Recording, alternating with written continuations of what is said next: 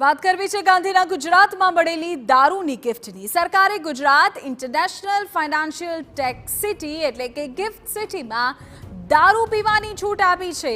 Gift city ખાતે અધિકૃત રીતે કામ કરતા કર્મચારી અને અધિકારી તેમજ મુલાકાત લેતા મુલાકાતીઓને લીકરના સેવન માટે મુક્તિ અપાઈ છે।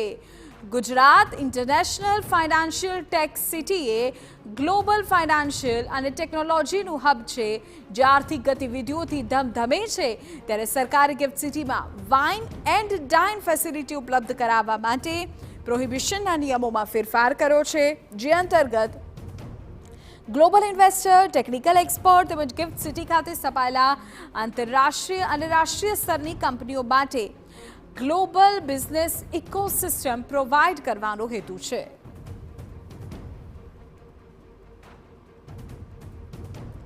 આ છૂટછાટ મુજબ સમગ્ર ગિફ્ટ સિટીમાં કામ કરતા તમામ કર્મચારીઓ માલિકોને લીકર એક્સેસ પરમિટ આપવામાં આવશે, જેના દ્વારા તેઓ આવી વાઇન એન્ડ ડાઇન આપતી ગિફ્ટ સિટીની હોટેલ્સ, રેસ્ટોરન્ટ્સ કે ક્લબમાં લીકરનું સેવન કરી શકશે।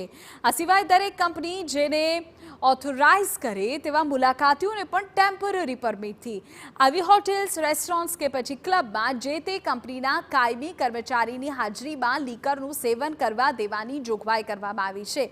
ગિફ્ટ સિટીમાં આવેલી હોટેલ, રેસ્ટોરન્ટ્સ કે પછી ક્લબ પોતાને ત્યાં વાઇન એન્ડ ડાઇન ફેસિલિટી મેળવી શકશે, પરંતુ હોટેલ, ક્લબ કે રેસ્ટોરન્ટ લીકરની બોટલનું વેચાણ નહીં કરી શકે।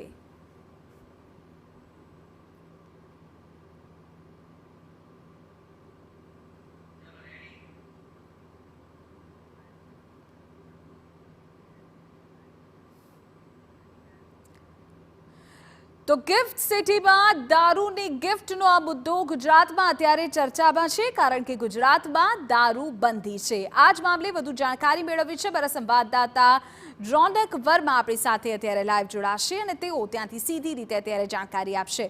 પ્રશ્નો ઘણા છે રોનક, કે શું આ મુદ્દો આગામી સમયમાં રાજકીય ચર્ચા લેશે, પરંતુ એ પહેલા ગિફ્ટ સિટીમાં જે દારૂની ગિફ્ટ મળી છે તેના કેટલાક મહત્વપૂર્ણ પાસાઓ આપણી પાસેથી સમજવા ઈચ્છીશું। કઈ બાબતોનો ઉલ્લેખ એ જણાવવામાં આવ્યો છે કે જેના આધારે દારૂની પરવાનગી મળશે?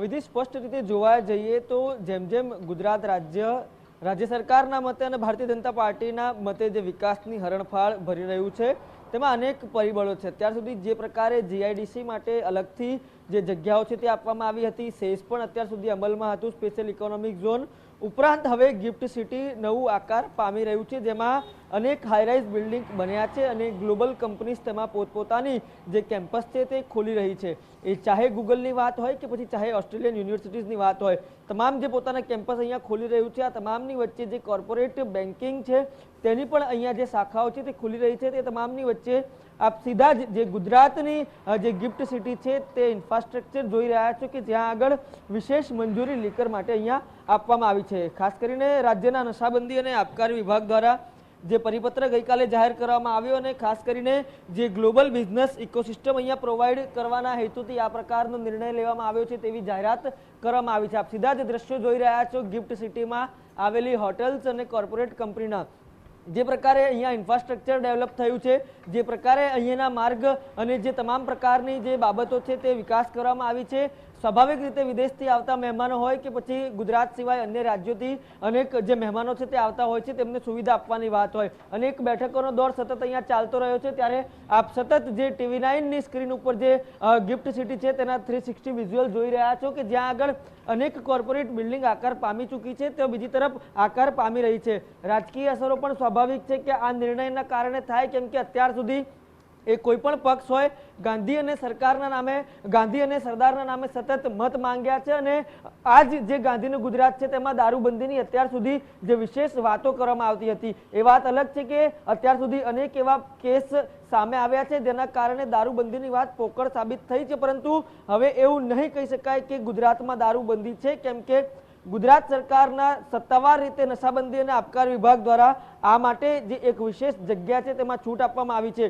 અહીંયા કામ કરતા કર્મચારીઓ અને અધિકારીઓને ઉપરાંત કેટલીક શરતોને આધીન છૂટછાટ તો આપવામાં આવી રહી છે, પરંતુ સ્વાભાવિક રીતે અહીંયા કેટલાક લોકો સાથે અમે વાત કરી, તેઓ સત્તાવાર રીતે તો વાત કરવા માટે તૈયાર નથી, પરંતુ તેઓ અમને જણાવી રહ્યા છે કે પાછલા કેટલાય સમયથી આ પ્રકારની રજૂઆતો સરકારને પહોંચી હતી અને આ રજૂઆત બાદ જે પ્રકારે તેના પરિબળો છે તેના પર પણ અભ્યાસ કરવામાં આવ્યો અને જે કેટલાક વિદેશી ડેલિગેટ્સ છે તેના સાથે પણ વાત કરવામાં આવી, એટલે કે એક અભ્યાસ કર્યા બાદ હવે જે ગિફ્ટ સિટી છે તેમાં આ પ્રકારની ચોક્કસ જોગવાઈઓના આધારે છૂટછાટ આપવામાં આવી છે. પરંતુ હજી પણ આને લગતા કેટલાક પરિબળો છે તેને લઈને ગૃહ વિભાગ સ્પષ્ટતા કરશે.